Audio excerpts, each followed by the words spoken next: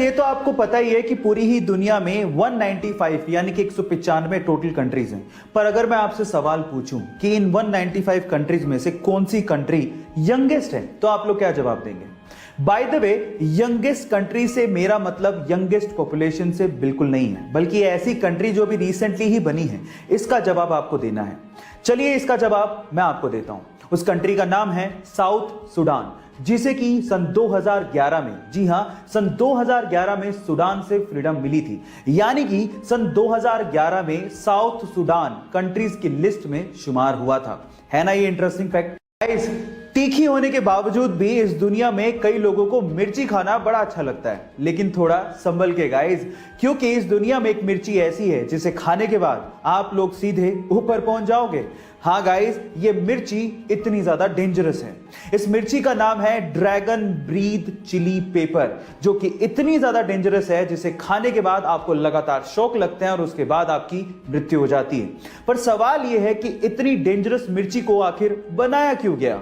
तो उसका आंसर यह है कि इसे मेडिकल ट्रीटमेंट में इस्तेमाल किया जाता है एज एन एनेस्थेटिक ड्रग, जिससे आपकी स्किन को सुन्न करके ऑपरेशन किए जाते हैं। है ना इंटरेस्टिंग फैक्ट? कोका कोला एक ऐसी ड्रिंक जो पूरी दुनिया में बहुत ज्यादा फेमस है।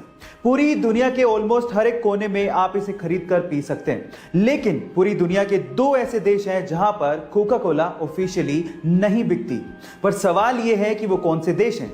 डोंट वरी, मैं आपको बताता हूं। उन देशों के नाम है north Korea and Cuba.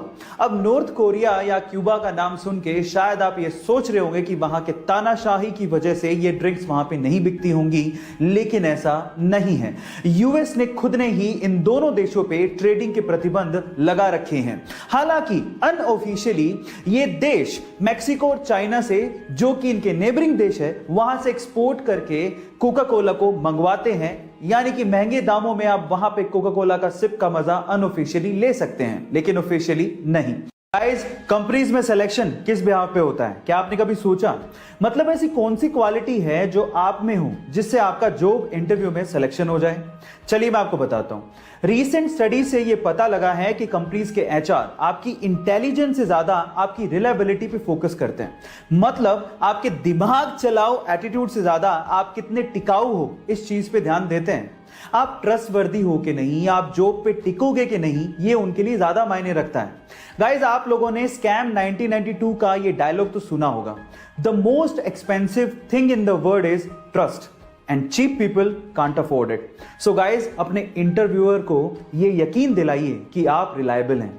Guys, जब भी अर्थ शेक करती है यानी कि धरती हिलती है तो उसे अर्थक्वेक कहा जाता है। आपको तो ये बात पता ही होगी। और हमारे साइंटिस्ट लोगों ने हमारी अर्थ पे बहुत जगह पे अर्थक्वेक्स को रिकॉर्ड भी किया है। आपने भी कभी ना कभी इसे महसूस किया होगा। लेकिन सवाल यह है कि अगर हमारी अर्थ प्लेनेट को छोड़ दें तो इसके अलावा अगर किसी और प्लेनेट पे ऐसे ही वाइब्रेशंस महसूस किए जाएं तो क्या उसे भी अर्थक्वेक ही कहेंगे? नहीं।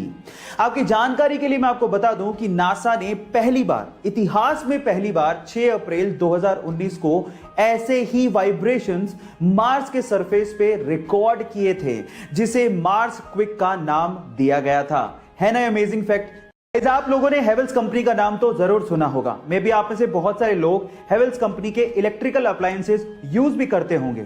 लेकिन मजेदार बात यह है कि बहुत सारे इंडियंस सिर्फ हेवेल्स कंपनी के नाम की वजह से इसे एक फॉरेन कंपनी मानते हैं, जबकि ऐसा है नहीं। ये एक प्योरली इंडियन कंपनी है जिसका नाम इसके पहले ओनर हवेली राम गुप्ता के नाम पे रखा गया है, जिन्होंने इस कंपनी को उस समय मात्र 10 लाख रुपए में बेच दिया था। और आज ये कंपनी एक पब्लिक लिस्टेड कंपनी है जिसकी इवैल्यूएशन 5000 करोड़ रुपए की है, जिसमें लगभग 6000 लोग 50 अलग अलग देशों में काम करते हैं। है ना ये इंटरेस्टिंग फैक्ट? गाइस, ऐसे ही इंटरेस्टिंग